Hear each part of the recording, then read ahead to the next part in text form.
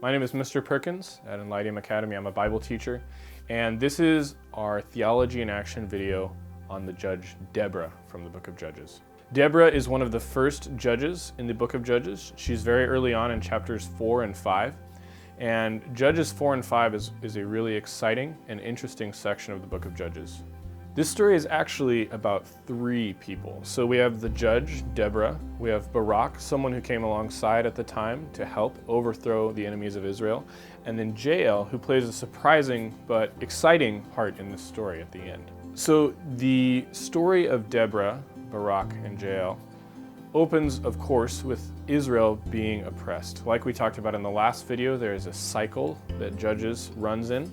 And at this point, Israel has already fallen away from the Lord, and God has raised up this opposing nation or people to oppress them as discipline. This time, it's this guy who reigns from Hadzor, and this is Jabin, is the name of the king, and he has his sort of commander of his army, Sisera, and Sisera is from Hagoshet Hagoyim, is the place where he sort of attacked Israel from. Hadzor is a little bit north of the Sea of Galilee, if you sort of have the picture of ancient Israel in your mind, this map. And then Hagoshet Hagoyim is to the west of the Sea of Galilee, and it would be sort of close to the coast of the Mediterranean Sea. So from Hagoshet Hagoyim, Sisera had this army that he would oppress Israel with, and the text is very clear that this guy had 900 chariots with iron. If you use your imagination, this is sort of the ancient Near Eastern equivalent of the tank. And so 900 tanks versus Israel's like small, almost peasant militia army, they didn't really stand a chance. And so this was cruel, cruel oppression for quite a number of years. So the judge who was judging at this time was a woman named Deborah.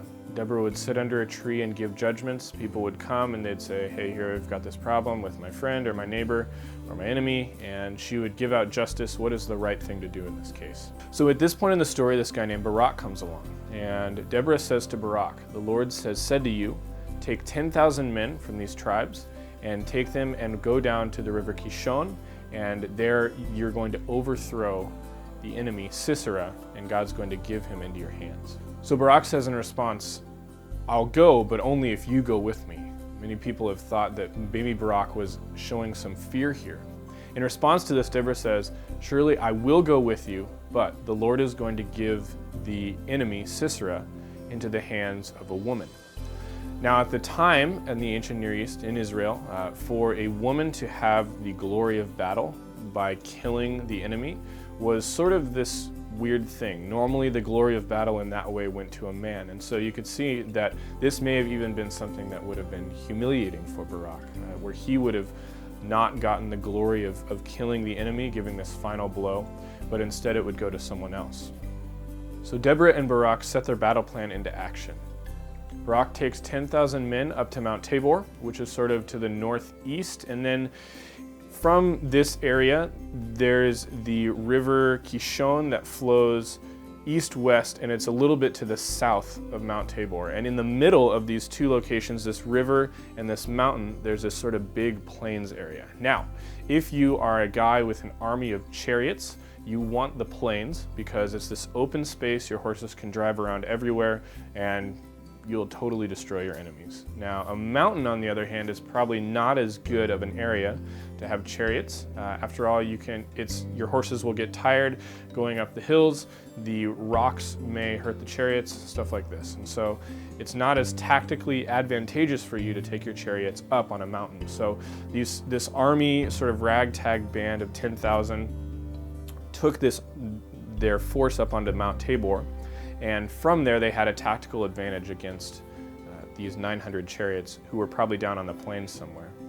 Now what happened is that Deborah drew these chariots down with another force probably to the river Kishon, and from there the army that Barak had up on Mount Tabor came down the plains, and while the chariot army was down at river Kishon, they had their showdown and their battle there by the river. Now this is exciting, and the details aren't in the text in chapter 4 of Judges, but in chapter 5 we get a little bit of insight. In chapter 5 it talks about how God brought rain down at the river Kishon at the time of the battle, and it made the river overflow and made the countryside around this river very muddy. Now, another thing you don't want if you are the master of a chariot army is mud. If you've ever driven in countryside where it's just straight up mud, you'll know this is a problem. Your wheels will get bogged down, the horses won't be able to run as efficiently, and this is exactly what happens to Sisera's army. So these 900 chariots get bogged down in the mud, and eventually this guy jumps out and he runs on foot. And all the while, Barak and Deborah, with their force of 10,000, win and take the battle against this force. And we have to keep in mind that while the text only says that Sisera has 900 chariots, it's also omitting other details. So it's not 900 versus 10,000. It's like 900 tanks plus the infantry versus 10,000 infantry. And so this still would have been a tough battle for Israel. But ultimately, because the river overflows and the countryside is muddy, the chariot advantage is lost, and the commander of the army after the loss of the battle, Sisera, runs on foot. So this is where the story gets even more exciting, if it wasn't fun enough already. Sisera runs, and he runs sort of up north, and he runs on foot for lots of miles, which is a crazy thing. And he runs to this place where this guy named Heber the Kenite would have been. And this guy set up his tents, and he had sort of this region of land where all of his tents were set up. And this guy was an ally of King Jabin and Sisera. So this guy runs into this people group who's sort of there, and they have all these tents, probably shepherds of some kind. And he runs into this one tent where Jael, the wife of Heber the Kenite, who is the ally of the king who is oppressing Israel, he runs into the tent of Jael just as sort of Barak is coming after him. And Barak probably doesn't see him go into the tent. Who knows how far apart they were. But anyway, Sisera runs into the tent after running miles on foot after a battle. He is exhausted. And Jael says, "Here, I have this blanket, I'll hide you." And he asks for water, and she even gives him milk. Now think about this situation. He's been running for miles on foot. His adrenaline is pumping. He doesn't know if he's going to die. And then he runs into this tent, and while he's exhausted, this woman gives him a blanket and a glass of milk.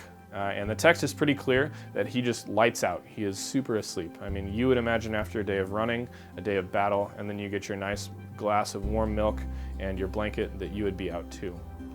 And Jael takes this moment to do justice on this enemy of Israel. And this is where the text gets a little graphic, but she takes a tent peg, because they were tent people, and she took a mallet or a hammer, and she just, while he was asleep on the ground, she drove this tent peg through his temple and into the ground, and he probably died instantly. Moments after this, Barak, who is on his pursuit of his enemy Sisera, comes up to this place at the tent. Jael pulls him in and says, "Here, look, the enemy of Israel, dead on the ground." Do you see how the ironic twist has happened here? Do you remember way back in the beginning of the story where Deborah and Barak are talking at the palm tree, and Deborah says, "Listen, because you've asked me to come with you, the glory of battle is going to be sold into the hands of a woman, not a man." Now, if you're thinking along with the story, you're like, "Oh, I get it. Judges all up to this point have been the ones who get the victory in battle, and Deborah is a woman, and it makes total perfect sense for Deborah to be the one who kills Sisera." But it's interesting, there's a twist, because even though it is a woman who kills Sisera and gets victory for Israel, it's not Deborah. And it's even in this sort of strange coincidental thing that would seem like an accident if it weren't for God, where this guy pulls right into the correct tent at the right time, and this woman kills him in this sort of strange way that you wouldn't really see outside of this very specific set of circumstances. It is through these characters, Deborah, Barak, and Jael, that God raises up victory and salvation for Israel at this time when they were being oppressed by King Jabin and Sisera. And God ultimately overthrew these enemies and gave Israel salvation. So what do we learn from this text? Well, if you're like me and you're into ancient Hebrew poetry, which chapter 5 has a lot of, and you're into ancient Near Eastern war tactics and geography of ancient Israel, then this chapter is like, man, this is exciting stuff. But people like me are rare. We're rare creatures who barely come out of our caves with our books all the time. Instead, we need something more practical. beyond the ancient Hebrew and beyond the culture and the history of the time, what does this passage mean for us? I think that's an important question.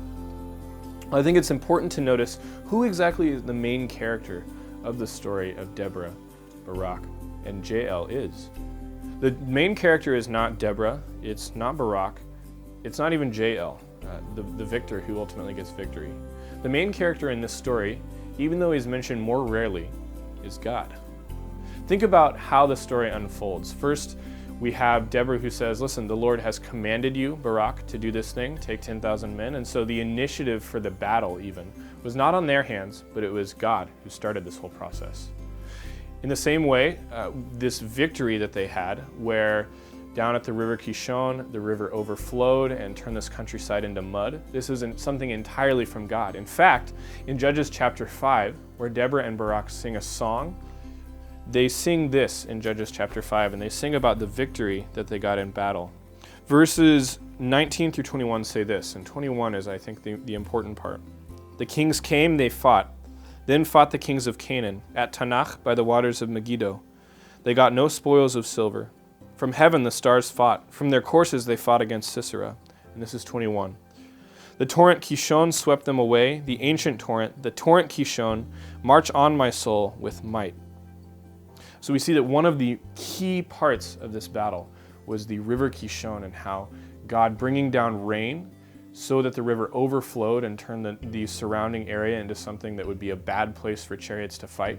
This whole thing was from God's hand, and ultimately, if this had not happened, this sort of tactical advantage that Israel had against Sisera would have been nothing. They would have had nothing in their battle and probably would have lost. But because God intervened in this strange way through weather and through geography, they had the victory.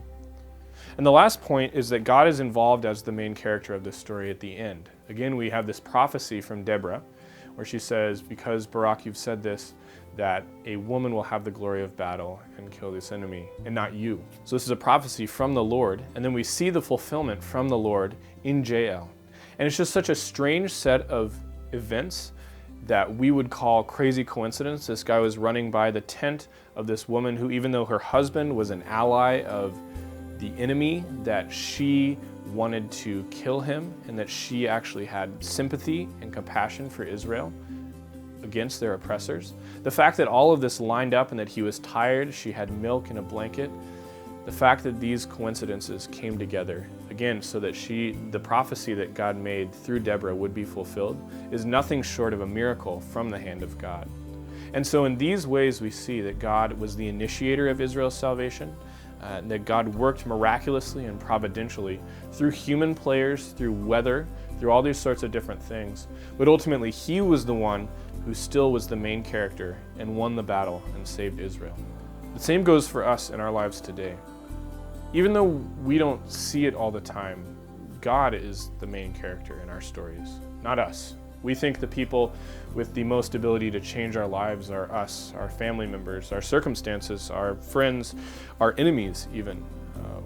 What is going to launch me on a career that I want? Well, it's me, right? What is going to get me married or have kids or make my kids people who love the Lord or give me success in my job and provide for me?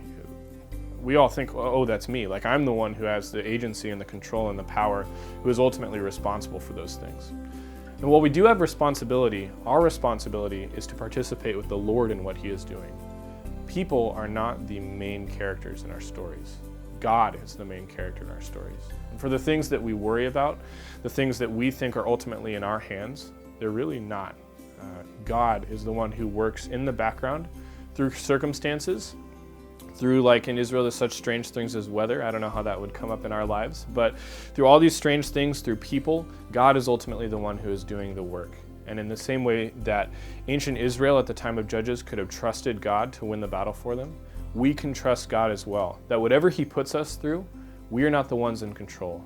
And that is a gloriously freeing reality because we know that he has his best in mind for us, and that is a best that we can trust. This has been on Deborah, and I look forward to seeing you on the next two.